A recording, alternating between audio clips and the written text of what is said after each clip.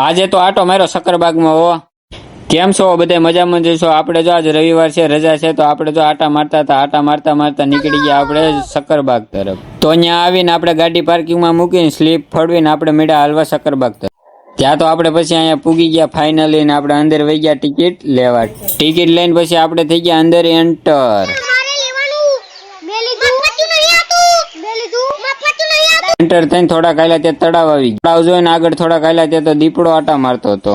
ત્યાં તો એક બીજો દીપડો આરામમાંથી હતો. ત્યાં તો પછી પાછો ઈ ઉઠીને વીએવો ને બે મેળા હાલવા. ત્યાં તો પછી એનાથી થોડાક અમે આગળ આવેલા. ત્યાં તો એક મસ્ત મજાનો વાઘ આવી ગયો ભાઈ. ડાલા મઠો જ નથી, લપોડાઈ ગયેલ જેવો છે પણ આયલ છે. ત્યાં તો એ થાકી ગયો ને બેહી ગયો. ત્યાં પછી આપણે મેળા પાછા આગળ હાલવા. ત્યાં તો આગળ આવ્યા ત્યાં તો એક હતું આ રીંછ. ત્યાં તો એ ડિસ્કા કરતું હતું. એમાં મેં ક્યાં તારું કઈક લઈ લીધું.